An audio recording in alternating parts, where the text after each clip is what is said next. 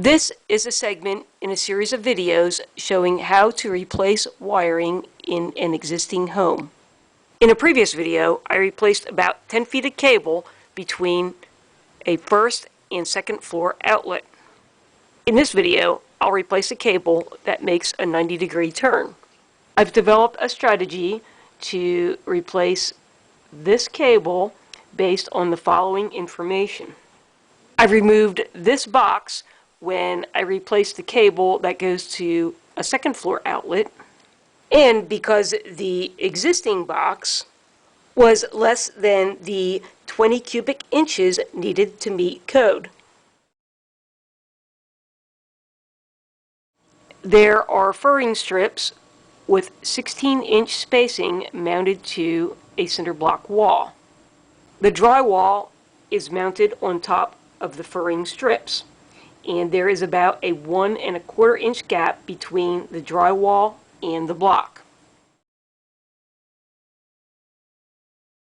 When I replaced the cable that went from the first floor to the second floor, I discovered that the existing cable was not stapled or fastened to anything.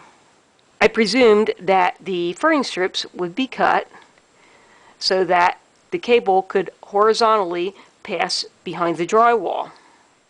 I pushed and pulled at these two ends of the cable, and it was not loose. I'm planning to paint this room, so cutting a hole at the 90-degree bend was the best choice for my situation. It was confirmed to be a good choice when I found that there were no gaps in the furring strips, and the cable passed between the block wall and the furring strips. At the 90-degree bend, the cable is wedged between a furring strip and the block.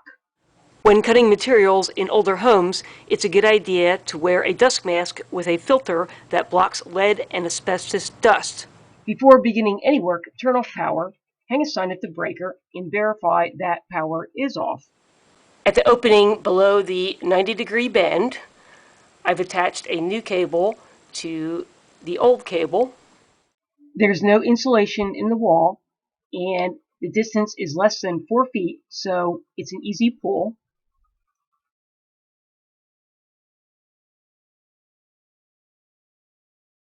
I'll pull an additional 4 or 5 feet through so that I can make the run horizontally. The end of the fish tape barely fits this way between the block and the furring strip. I don't want it to get caught behind the wall. I'll cut the old cable. I've fastened some electrician's pulling string to the end of the cable.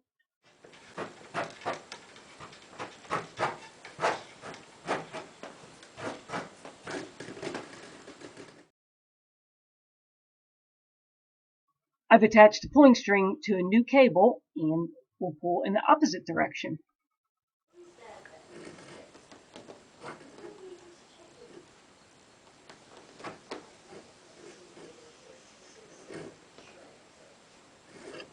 As I replace the existing 2-conductor cable with 2-conductor cable with ground in this 1952 home, I'll post videos.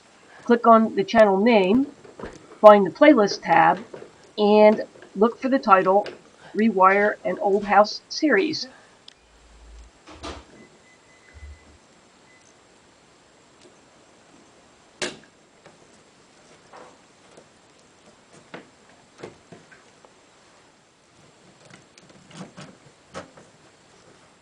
I hope you found this video helpful.